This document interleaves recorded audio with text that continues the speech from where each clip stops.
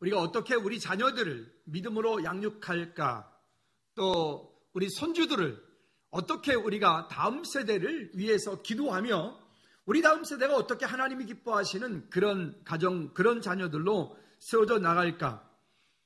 이 어린이에 관한 부분들에 대해서 설교를 하려면 설교가 되게 많습니다.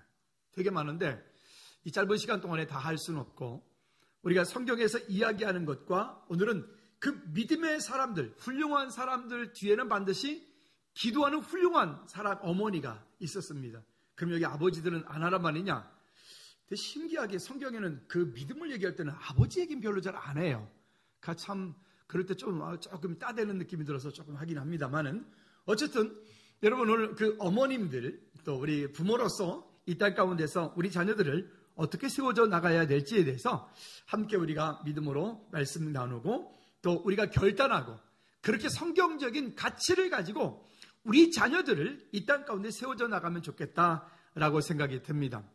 방금 전사님 기도하면서도 그런 얘기 했는데, 스마트폰, 제가 요즘에 아주 어디 다니면서 식당에 밥 먹으러 갈 때든 길거리 다닐 때도 아주 마음이 아픈 게 있어요. 진짜 마음이 아파요.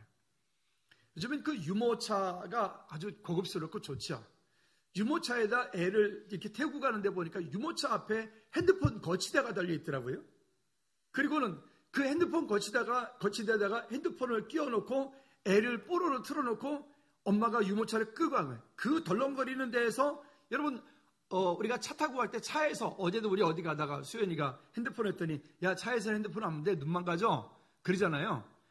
차에서 핸드폰 이렇게 흔들거려서 눈 망가질 정도면 유모차에서 애가 그 핸드폰을 보면 어떻게 될까요? 사팔이 되는 거예요. 사팔이. 그렇죠? 그뿐만이 아니라 식당 가서 밥을 먹을 때 가보면 이 엄마들이 자기들 편하게 먹으려고 애들은 스마트폰 뭐 하나 틀어놓고 지들은 지들끼리 먹고 있어요. 여러분, 앞으로 미래에 뜨는 그 직업 중에 한 가지가 있는데요. 어떤 직업이 미래에 뜰 거냐면 언어치료사예요. 언어치료사. 근데 이 언어치료사가 뜨는 이유는 뭐냐면 핸드폰과 스마트폰 중독으로 인해서 아이들이 말을 못한다는 거예요. 그 옆에 있는데, 옆에 있으면 집사님 이렇게 얘기하면 되잖아요. 근데 옆에 있는 사람끼리도 이러고 있어. 이게 정말 심각한 문제가 되는 거예요. 우리나라, 이 대한민국이라고 하는 이 스마트하고 이 조그마면서 이 정말 세계 최고의 어떤 초고속 인터넷을 가지고 있는 이 나라에 대해서 세계 인류학자들이 아주 대단히 깊은 관심을 가지고 연구를 하고 있어요. 이 나라가 앞으로 20년, 30년 후에 지나갔을 때 이 나라의 청소년들과 저 나라의 미래가 어떻게 변할까? 어떻게 되어질까? 여러분, 우리 한번 굳이 연구하지 않더라도 우리 한번 생각해 봅시다. 이렇게 간다면, 지난 금요 찬양 예배 끝나고 났는데 우리 중등부의 어떤 녀석이 저한테 딱 오더니 점잖게 이렇게 말하는 거예요. 목사님, 저 죄송한데요, 와이파이 비번 좀 알려주시면 안 되겠습니까? 이러는 거 있죠. 그래서 내가 죄송한데요, 안 됩니다. 귀엽죠? 와이파이 비번? 우리 사역자들 외에는 절대 모릅니다. 알려줘서도 안 됩니다. 누가 알았다, 바꿀 겁니다. 그날로 바꿉니다. 맞죠? 그날로 바꿉니다. 와이파이 이거 비번 바꾸는 거 아주 너무 교회에서만큼이라도 좀 하지 말라고. 그래요. 핸드폰에 있는 게임 정도야 뭐라 할 수는 없지만 어쨌든 아주 그러는 거예요. 가정에서는 어떨까요? 가정에서는 집에 아이들이 학교 갔다 들어오고 학원 갔다 들어오면 집에 들어가서 집안 문 탕 닫고 들어가면 그때부터 밥 먹어라, 그때 나왔다 가고, 집 필요할 때 나왔다, 용돈 받을 때 나왔다 가고, 학교 가면 사인 받을 때 나왔다 가고, 그런 대화가 없잖아요. 이렇게 되어져 가면 우리의 가정들이 어떻게 될까? 불보듯 뻔하게 미래가 열어져 간다는 생각이 듭니다. 에릭 프롬이라고 하는 학자가 이런 얘기를 했어요. 부모들이 자녀를 또 진정으로 사랑하기보다는 자녀를 자기 삶의 소유물, 심지어 어떤 사람은 자기 삶의 한 액세서리 정도로, 그러니까 그 아이가 가지고 있는 그 모습 그대로, 그 인격 그대로, 그 삶의 모습 그대로를 인정해 주고 그 속에서 그 아이가 아름답게 자라갈 수 있도록 만들어줘야 되는데 그래야지 못하다는 거예요. 지금 이 시대가 그런 시대가 아니겠나 싶습니다. 그러나 여전히 성경은 그때나 지금이나 앞으로 미래에도 여전히 성경적인 가치는 변하지 않습니다. 첫 번째는 부모의 역할에 대해서 오늘 본문 우리가 말씀을 읽었는데 이 디모데라고 하는 한 믿음의 사람이 세워져 나갈 때 성경에 보면 그의 외할머니 로이스와 그의 어머니 유니게에 대한 이야기를 합니다. 디모데는 어느 날 갑작스레 만들어진 사람이 아니라 디모데는 그의 외할머니 이 로이스와 그의 어머니 유니게 그 믿음의 사람들, 그 기도하는 사람들에 의해서 어릴 때부터 그런 영적인 환경에서 자라져가는 거예요. 저는 우리 주일학교 아이들이 수요일에 와서 찬양을 하고 금요일에 와서 찬양을 하고 이런 모습 보면서 정말 너무 감사해요. 중고등부 아이들도 뭐 걔들이 컵라면을 먹으러 오는지 아니면 뭐 걔들이 뭐 심심해서 오는지는 뭐 제가 거기까지 물어보진 않았습니다만 어쨌든 그 녀석들이 금요일날 학원 끝나고 집에 바로 가든지 지들끼리 놀러 가야 될 텐데 그러지 않고 교회를 와가지고 그래도 너네 언제 왔냐 그랬더니 목사님 그래도 찬양 30분 전에 끝나기 30분 전에 왔습니다. 뭐 이렇게 당당하게 말하는 그 모습이 저는 얘들이 대견스러운 거예요. 그러면서 지난주에 컵라면을 안 먹더라고요. 너희 오늘 컵라면 안 먹었더니 오늘은 안 먹기로 했습니다 그러더라고요. 참 그것도 신기하지. 중등부 아이들을 데리고 우리 성진이 선생님이 애들 데리고 시험 기간이라고 공부를 시켰어요. 2층에서 한 며칠 동안에 공부 이러면 와 이러던 녀석들이 권선생님이랑 같이 위에서 공부를 하니까 애들이 와가지고 막 우당탕 놀다가도 또 공부를 하는 거예요. 한 녀석이 딱 오더니 그러는 거였죠. 목사님 저 이번에 평균이 이만큼 됐어요. 되게 자랑을 하는 거예요. 그래? 그 깜짝 놀랐어요.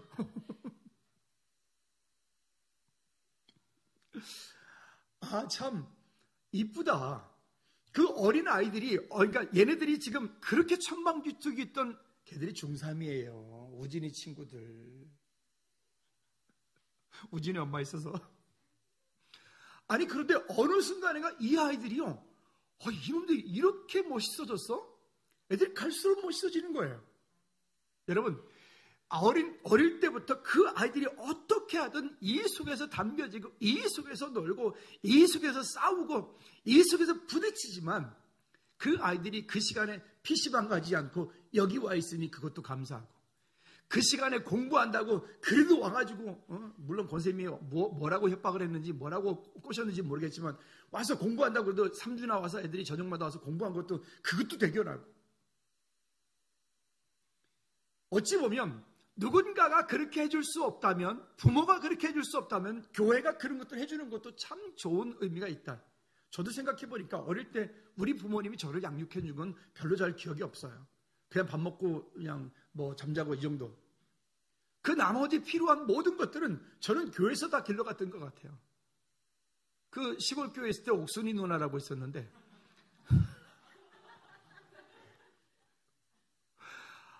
그 옥순이 누나는 그 형제가 많아요. 8인가 9인가 형제가 되는데 그 중에서도 그냥 그 용호라는 애가 있는데 아주 천방지축이거든요. 잔소리 참 많이 하셨어요. 지금 생각해보니까.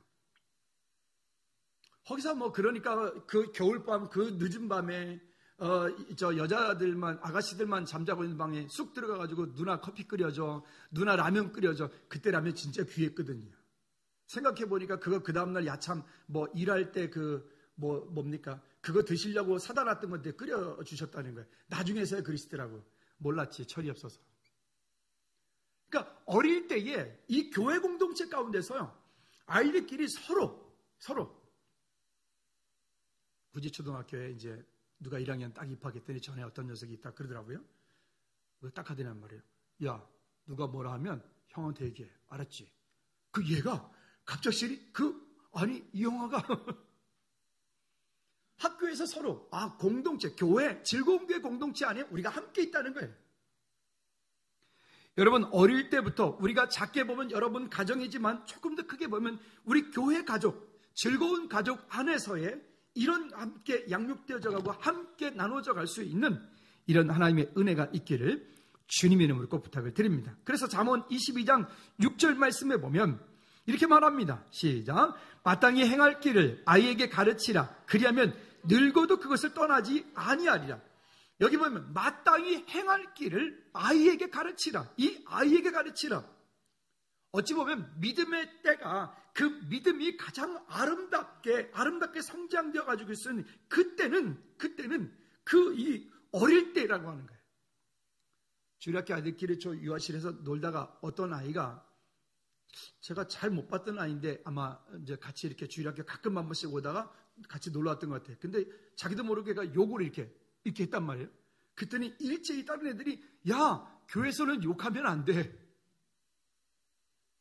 그래서 제가 우연히 이렇게 오다가 그 얘기 듣고는 제가 빨리 숨었어. 이렇게 그 아이가 민망할까 봐서 지들끼리 야, 교회에서는 욕하면 안 돼. 참 애들이 얼마나 이뻐요. 그걸 여러분 우리가 집에서 잔소리한다고 되겠습니까? 이런 부분들이요. 어릴 때부터 어떻게 예배를 하는지, 어떻게 하나님께 나가는지, 어떻게 말씀이 우리 삶 가운데 그렇게 준비가 되어지고 훈련되어져 가는지, 또 말씀이 왜 그렇게 말씀하고 있는지, 예수님이 왜 그리스도인지, 왜 그리스도가 예수인데 그분밖에 안 되는지, 왜 세상에 다른 종교로 안 되는지, 왜 예수 그리스도만이 길인지, 이와 같은 것들을 철저하게 어릴 때부터 훈련되어지고 제자 훈련되어지고 양육되어지고 그렇게 되어질 때 여기에 이렇게 말합니다. 그리하면 늙어도 그것을 떠나지 아니하리라. 미션스쿨 다니는 아이들이 보면, 다녔던 사람들이 보면 교회를 안 다니고 있어요. 그래도 자기는 뭐라고 얘기하면 이렇게 말해요. 저는 기독교, 종교가 기독교입니다. 이렇게 말해요. 왜요? 미션스쿨 다니면서 거기에서 뭔가 들은 거예요. 그때도 교회는 안 다녔어요. 미션스쿨 다닐 때도 교회는 안 다녔지만 뭔가 들은 거예요. 여러분, 우리 안에서 우리가 맡고 있는, 특별히 우리가 일부 예배 때 우리 선생님들이 우리 어린아이들 마음속에 철저하게 이 예수 그리스도를 심어주시기를 주님의 이름으로 꼭 부탁을 드립니다. 우리 교회 주일학교 나오던 아이였던 것 같은데 안 보이길래 제가 물었어요. 야, 너 요즘에 주일날 왜 교회에서 안 보이니? 그랬더니 하는 말이 저 즐거운 교회 끊었어요. 에? 왜 그랬더니 저 다른 교회로 가요. 그러는 거예요. 마음이 아프기도 하지만 그런 한편 그래도 다행이다. 다른 교회 가니까. 그러니까 애들이 마치 교회를 가고 안 가고 이러는 거를 학원에 끊고 안 끊고 이런 개념 정도로 생각하는 거예요. 우리 선생님들 오늘 이후로 교회는 끊는 게 아니라고 철저하게 좀 가르쳐 주시기 바랍니다. 정말 그 속에 철저하게 믿음으로 세워져 갈 수 있도록. 그리고 두 번째는요, 잠언 1장 7절 말씀에 보면 이렇게 말합니다. 시작. 여호와를 경외하는 것이 지식의 근본이언을 미련한 자는 지혜와 훈계를 멸시하느니라. 그러니까 그 마음 가운데 하나님은 없다라고 말하는 거예요. 여호와를 경외하는 것이 지식의 근본이다. 그 말씀 가운데 우리가 세워질 수 있도록 철저하게 어릴 때부터 집에서부터 그 믿음의 고백들을 보여줄 수 있도록 하는 일들이 대단히 중요해요. 두 번째는 믿음의 어머니들을 잠시 좀 살펴보도록 하죠. 성경의 믿음의 어머니들 우리가 아는 것처럼 많죠. 그 성경의 이야기는 우리가 그거는 우리가 그렇게 알고 성경적이진 않지만 세계적으로 유명한 사람들 가운데 몇 사람의 이야기만 한번 좀 보도록 하죠. 첫 번째는 그 어거스틴의 어머니 모니카라고 하는 사람입니다. 이 모니카라고 하는 분이 이런 얘기를 했습니다. 그 밑에 너무 이거 따로 띄워놔야 되는데 눈물로 다음번엔 따로 띄워주세요. 그게 한번 잠깐 읽어볼까요? 시작. 눈물로 기도하는 어머니의 자식은 망하지 않는다. 이 눈물로 기도하는 어머니의 자식은 망하지 않는다. 이게 어거스틴이 되도록 만든 그 어거스틴이 그렇게 어찌 보면 그 시골에서부터 유학을 보낼 때 성공하고 출세하라고 해서 뭔가 유익하라고 보냈더니 이 어거스틴이 유학을 공부하러 가가지고 창녀하고 놀아나서 그냥 뭐랄까요, 아이를 출산을 하고 그리고 또 이 어거스틴이 그 당시 이단이었던 마니교, 요즘같이 신천지 뭐 이런 마니교에 빠져가지고 거기에 심취해가지고 막 그렇게 어떤 정말 난잡한 생활, 그런 어떤 잘못되어진 믿음을 가지고 대단히 많이 이렇게 했던 때가 있었습니다. 근데 그럴 때에도 그 뒤에서 끊임없이 이 모니카는 기도로 하나님 앞에 나아갔습니다.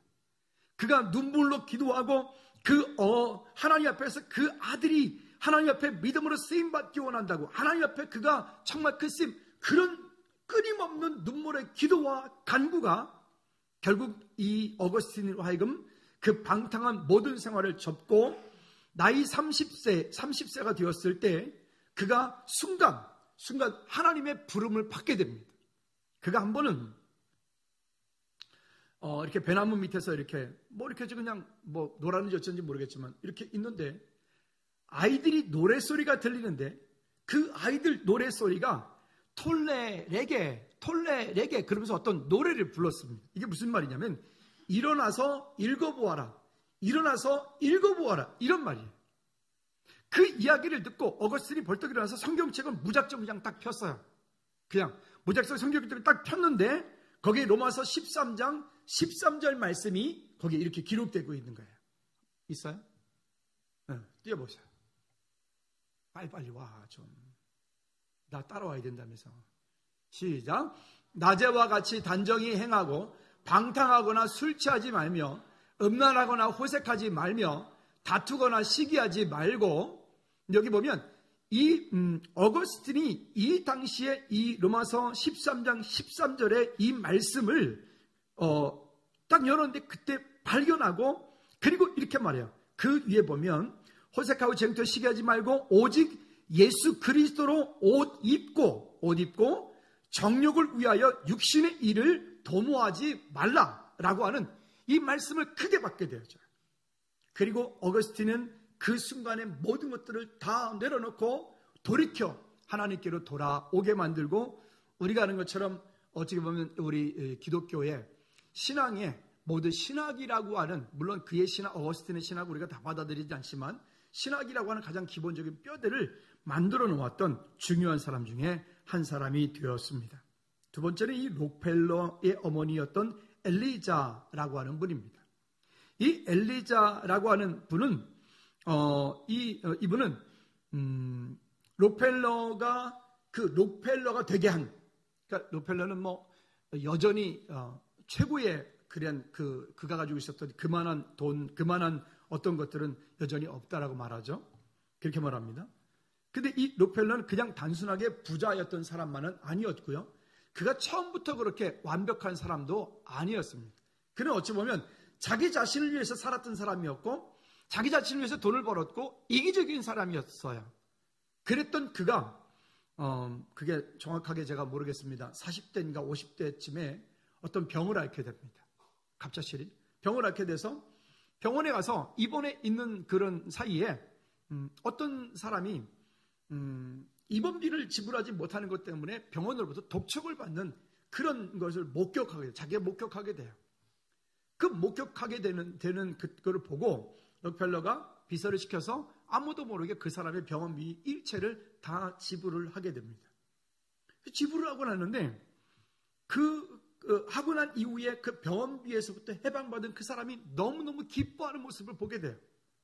기뻐하는 모습을 보면서 그 이후부터 록펠러가 많은 다양한 선한 사업을 하기 시작을 해요. 선한 사업을. 예를 들자면 록펠러는 100만 평이라고 하는 대지 위에다가 12개의 대학을 세워서 사회에 혼납을 하고요. 그 중에 유명한 대학이 시카고 대학이에요. 그 시카고 대학이 설립된 지 100년 만에 52명의 노벨상을 받은 사람이 나왔고요. 그 중에서 29명 정도 되어진 노벨상을 받은 29명 정도 되는 교수가 그 시카고 대학의 교수로 재임을 하고 있고요. 지금은 좀 바뀌었을지도 모르겠습니다. 그리고 또요, 전 세계의 교회를 4,928개의 교회를 세웠어요. 400개도 아니고 4,928개. 이게 진짜일까? 그래서 제가 찾아봤어요. 근데 정말 그렇게 많은 4,928개의 교회를 지어서 교회를 헌납을 하고 저 등등의 많은 것들을 이렇게 아프리카 오지 가운데까지 선교 사람들을 후원하고 세워가는 일들을 록펠러가 어마어마하게 했더라고요. 근데 더 놀라운 거는 이게 록펠러 재단에서 한 일인데 그게 록펠러 회사에서 회사 돈으로 한 일이 아니에요. 그러면 어떻게 했느냐? 록펠러의 11조만 가지고 이렇게 한 거예요. 와, 기현아, 아멘을 왜 안 하니? 기현이의 11조만 가지고 이렇게 한 거예요. 뭐 이렇게 돼야 되는 거 아닙니까? 빨리 여러분 자녀들 이름 넣어가지고 시작. 빨리 해. 교선이 들렸어. 얼른 해. 크게, 더 크게. 그런데요, 록펠러가 처음부터 그런 사람이 아니었다 그랬죠? 그럼 록펠러라고 하면 이렇게 될 수 있도록 만들었던 것은 그의 어머니 엘리자라고 하는 그 엘리자 여사입니다. 그 엘리자 여사가 록펠러에게 늘 했던 어찌 보면 10가지의 신앙의 유산에 대한 얘기를 합니다. 하나씩 한번 읽어보도록 할까요? 첫 번째는 시작. 하나님을 친아버지 이상으로 섬겨라. 여러분 어떠세요? 여러분 우리 하나님을 어떻게 섬기고 있나요? 하나님을 친아버지 이상으로 섬겨라. 두 번째는요. 시작. 목사님을 하나님 다음으로 섬겨라. 제가 되게 많이 부담스럽긴 해요. 세 번째는요. 주일 예배는 크게 해. 시작. 주일 예배는 저기 오늘 예배 안 하고 저기 시골 여기 놀러 간 사람들은 이번 주 설교 꼭 보라고 셀장님들은 강권하여 주시기 바랍니다. 주일 예배는 본교에서 드려라. 제가 마천동에 결혼하고 살 때였었는데 그 교회 장로님은 건축을 하시는 분이셨어요. IMF 때 모든 건축회사들이 다 무너지는데 오히려 이 장로님은 IMF 때 더 많은 건축을 하고 더 많은 일들을 수입을 얻게 돼서 그걸로 정말 많은 선교를 하고 그렇게 교회를 회복하고 농어촌 교회를 세우는 그런 일을 하는 장로님을 제가 알게 됐는데요. 이분은 항상 이런 얘기 하시더라고요. 제주도 빼고 비행기 타고 남의 나라 가기 전에는 그 어느 곳에 있어도 자기는 아예 돈이 없을 때도 사업을 시작할 때도 이게 건축을 일을 하다 보니까 전국을 다니잖아요. 할 때에도 정말 섬에 저 신안에 가서 공사할 때는 배가 못 떠가지고 못 온 거 외에는 어떤 일이 있어도 주일 예배를 드리기 위해서 그 전날 토요일날 그때는 토요일이고 뭐가 없이 막 이랬잖아요. 토요일날 밤늦게라도 올라와서 예배를 드리고 그리고 이렇게 자기 삶으로 돌아갔대요. 그 장로님은 벌써 소천하셨겠네요. 그 장로님은 정말 참 많은 일들을 선교에 관한 많은 일들을 근데 놀랍게 하여튼 그분에게 하나님께서 어떤 일들을 몰아주시는데 정말 하나님이 그렇게 큰 은혜를 주셨더라고요. 그게 목사님이 저한테 자랑을 하시는데 부럽더라고요. 이런 장로님 계시면 나도 참 행복하겠다. 여기서 나올 줄로 믿습니다. 그 다음에 네 번째는 시작. 오른쪽 네 번째 시작. 11조는 하나님의 것이므로 먼저 구별한 후 나머지를 사용했는데 이게 내가 가지고 있는 것 좀 자료가 다른데 이게 맞긴 한데 원래 원어는 이렇게 안 돼 있고요. 오른쪽 주머니는 항상 11조 주머니로 하라입니다. 오른쪽 주머니는 항상 11조 주머니로 하라. 그러니까 우선순위를 거기에 먼저 두란 말입니다. 여러분들이 경제적인 환경에서 여러분들이 경제와 미래가 여러분 어떻게 보면 튼튼하고 아름답게 세워져 가려면요. 여러분들이 한번 그렇게 해보세요.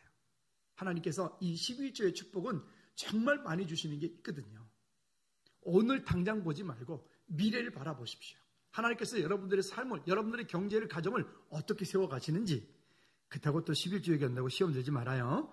그건 본인의 믿음이니까 믿음대로 하시면 됩니다. 다섯 번째는 읽어볼까요? 시작. 아무도 원수를 만들지 말라. 우리가 살다 보면 이런저런 일 때문에 그럴 수가 있죠. 오늘 나를 미워하고 오늘 내가 그러하다 할지라도 지금 당장 기분이 나쁘다 할지라도 조금 시간이 지나가고 나면 그 사람과도 원수가 되면 안 되는 거죠. 그 다음에 여섯 번째는 시작. 아침에 목표를 세우고 기도하라. 그러니까 기도하는 한 사람이 천하보다 귀하다라고도 말을 하는데 이 기도는 얼마나 위대한지 모르는 거예요.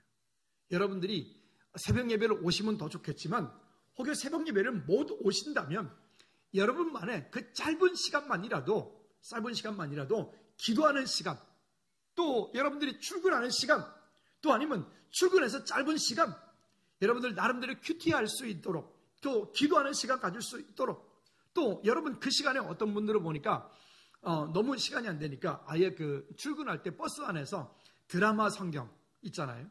그 드라마 성경 저도 들어보니까 뭐 성우들이 나와가지고 진짜 드라마처럼 막 이렇게 이야기가 나와요. 그러니까 스토리가 막 끼워지더라고요. 뭐 드라마 성경을 듣고 이렇게 출퇴근하는 분도 있다고 얘기도 하고 그래요. 다양한 방법이 있을 텐데 여러분 나름대로의 그런 기도하는 것과 그날의 목표의 일들을 꼭 정하고 기도할 수 있기 바랍니다. 그 다음에 7번째는 시작. 잠자리에 들기 전 하루를 반성하고 기도하라. 아멘. 그 다음에 8번째는요. 시작. 아침에는 꼭 하나님의 말씀을 읽어라. 그 아침에 일어나서 잠깐 한 장이라도 그 말씀을 읽을 때 이 모니카 그 엘리자 여사 같은 경우는 어릴 때에 아침에 일어나면 이 록펠러와 그 형제들을 데리고 제일 먼저 밥부터 주었던 게 아니라 이분이 아침 준비를 해놓고 밥을 먹기 전에 먼저 성경부터 읽었다고 그래요. 성경부터 읽어주고 그리고 기도를 한 후에 그 다음에 밥을 먹었대요.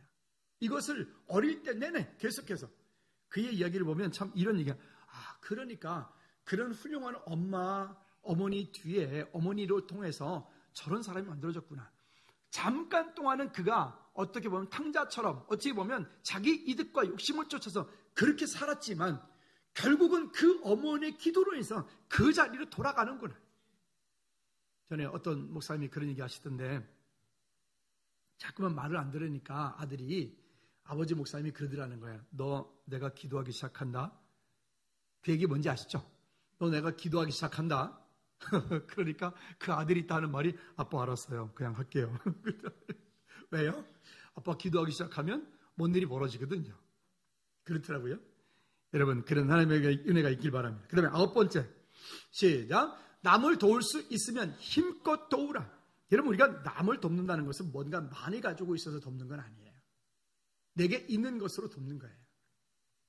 제가 어떤 분인지 아직도 모르겠는데 목요일날 매주 목요일날 아침이 되어지면 제가 새벽 예배 5시에 내려와서 이렇게 제 방을 이렇게 문을 열려고 보면 그 복사기 위에다가 컵라면 우리 지금 애들이 지금 먹고 있는 그거는 잠깐 이렇게 누군가가 매주마다 2박스 이렇게 그 하나가 6개, 8개씩 들어간 건가요?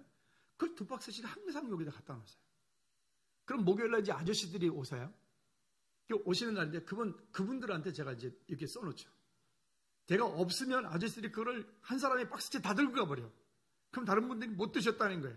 그래서 이제 거기다 써놨어요. 하나씩만 드시라고. 지난주에는 할머니가 오셔가지고 그런 거야. 목사님 배가 고파서 2개 먹으면 안 되겠냐고. 드시라고.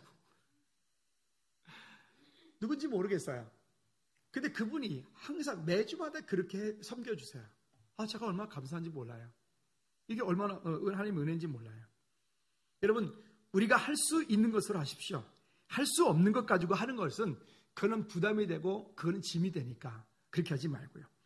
그리고 또 이 교육에서 보면 이런 거죠. 그러한 선한 일을 할 때는요. 그는 자녀와 함께 하는 거 되게 좋아요. 자녀들과 함께 하는 거. 그렇게 할 때 하나님께서 더 큰 은혜로 그 자녀를 통해서 어릴 때부터 훈련시켜 나가게 될 줄로 믿습니다. 그 다음에 10번째가 중요해요. 저 뒤에 계신 분들은 오늘 회개하고 돌아가셔야 될 것 같습니다. 시작. 예배 시간에는 항상 앞에 앉아라. 그래서 예배 시간에는 물론 특별한 경우가 있어요. 그런데 그게 아니고요. 예배 시간에는 항상 앞자리에 앉아라. 옛날에는 이제 보일러가 뜨기 전에는 불 뗄 때는 아랫목 개념이 있었잖아요. 그죠? 그냥 역시나 그 아랫목이 따뜻하고 그랬던 것처럼 우리 안에서 어떻게 보면 하나님을 예배하는 그 자리가 가장 귀한 자리인 줄 알고 예배에 승리하라라고 하는 얘기입니다. 결국 록펠러의 어머니가 이와 같은 것들로 인해서 그렇게 만들어 갔던 것을 우리가 볼 수 있고요. 또 윈스턴 처칠 같은 경우도 뭐라고 얘기를 하냐면 이 세상에서 가장 위대한 스승은 나의 어머니입니다라고 말을 해요. 어머니. 여기 어머님들, 오늘 여러분들은 가장 위대한 스승님이십니다. 그런 하나님의 은혜 가운데 여러분 승리하시기를 꼭 부탁을 드립니다. 시간이 가지만 그러면 그 어머니의 사랑을 받지 못하고 자랐던 두 사람만 제가 예를 좀 드릴게요. 첫 번째가 네로 황제입니다. 이 네로 황제 그 엄마는 포악하고 욕심 많고 아주 잔인한 그런 여자였던 것 같아요. 네로의 어머니가. 그 어머니 밑에서 자랐던 네로, 우리가 전 세계 인류 역사상 네로만큼 나쁜 놈은 없어요. 그죠? 옛날에 율동할 때 보면 뭐 생명 있음을, 이거 찬양에서는 그런 표현 쓰면 안 돼요. 이건 그 사람의 생명을 끊어라. 검투사들이 그 얘기하는 거죠. 이런 표현을 쓰면 안 돼요. 그런 거예요. 네로가 그랬던 사람이에요. 결국 그 포악한 어머니 밑에서 자랐던 사람이 그랬고요. 그 다음에 두 번째가 가장 잔인했던 사람 중에 한 사람이 히틀러입니다. 그렇죠? 근데 히틀러는 어릴 때부터 자랄 때부터 상처가 많았던 사람이었습니다. 히틀러의 아버지는 행상을 해서 한번 장사를 나가면 몇 개월을 돌고 그 다음에 집에 한번 왔다가 또 잠깐 있다 또 몇 개월 두고 이렇게 했던 사람인데요. 히틀러가 정말 증오하고 싫어했던 두 종류가 있습니다. 첫째가 뭔지 아세요? 여자입니다. 여자. 히틀러는 여자를 그렇게 싫어했어요. 두 번째는요, 유태인이에요. 그래서 우리 600만을 학살하지 않습니까? 이유가 있습니다. 아버지가 행상을 하는 동안에 나가면 엄마가 그 옆에 사는 유태인 남자랑 바람이 났어요. 어릴 때부터 히틀러가 그렇게 하지 말라고 울며 불며 애원했다 그래요. 엄마한테 제발 그러지 말라고. 근데도 엄마는 그 보는 앞에서 그 유태인 남자랑 그래 했다는 거예요. 그런 못된 짓들 했다는 거예요. 결국 그 상처가 나중에 히틀러가 그런 모든 힘과 권력을 잡았을 때 그 어마어마한 유태인들, 600만이라고 하는 유태인들을 그렇게 학살하게 만드는 그 단초가 됩니다. 여러분, 이게 그냥 오지 않는다는 거예요. 제가 예전에 청소년 사역할 때 보면요, 어떤 아이, 괜찮은 아이인데 왜 이러지? 그 아이가 말을 안 해요. 근데 이렇게 오랜 시간 동안 관계하면서 이야기가 마음을 열기 시작해서 그 속에 들어가 보면 죄송한데 거의 99%는 누구의 문제냐면 그 아이의 문제가 아니에요. 99%는 그 부모의 문제예요. 소년원 가가지고 소년원 상담 사역하면서 정말 많이 느꼈어요. 참 마음이 아프더라고요. 그 중에 교회 중직질의 자녀들도 꽤 많아요. 목사님 자녀들도 많고 장로님 자녀들도 많고. 제가 이런 마음이 들었어요. 정말 내가 나중에 할 때 자녀 교육 말이라도 잘 시켜야 되겠다. 여러분들이 성공한 사람이냐 아니냐는 세상적으로 부귀영화를 많이 얻은 것이 성공의 기준이 아닙니다. 한 가지만 말씀드릴까요? 여러분 가정에서 여러분 자녀들이 여러분들 향해서 우리 아빠는 최고야. 우리 아빠 멋있어. 그러면 여러분은 성공한 분들이에요. 여러분들의 인생은 성공한 인생이에요. 아멘은 안 하십니까?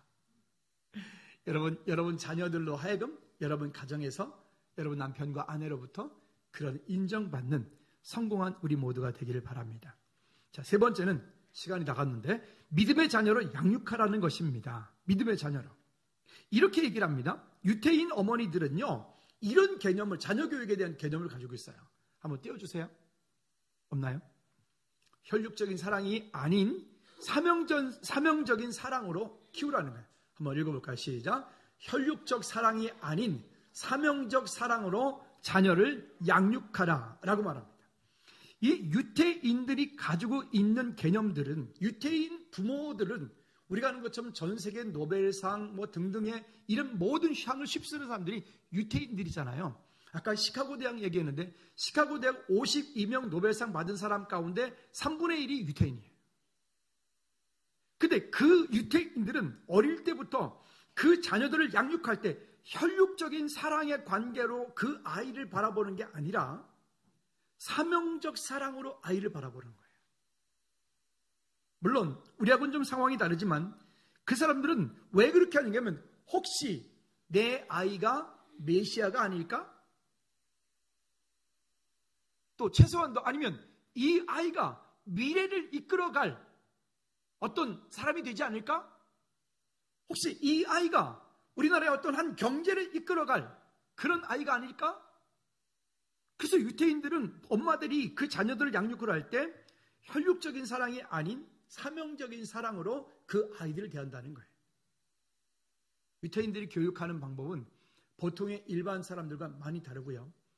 유태인 가정에 대한 유태인 가정 교육 EBS에 여러분 한번 들어가 보시면 유태인 교육, 유태인 자녀 교육이라고 하는 프로그램이 EBS에 있어요. 들어가 보십시오. 우리가 봐야 될 게 되게 많습니다. 우리는 그냥 1등 해라 그러잖아요. 근데 그들은 1등 하라고 하지 않아요. 그 아이가 하나님께서 그 아이에게 주신 그 달란트를 찾고 그 달란트를 그 아이가 성장해 갈 수 있도록 세워져 가는 거예요. 지난번에 어떤 분을 보니까 아이가 4명이더라고요. 4명 아이들을 양육을 하면서도 본인이 또 늦게 공부를 해가지고 법대 로스쿨을 다녀요. 그러면서 집에서 짜증 하나 내질 않아요? 어떻게 할까? 근데 그 아이들이 집에서 그렇게 살더라고요. 왜 그러냐면 어릴 때부터 이런 교육이 태어나서부터 되어 왔기 때문에 그래요.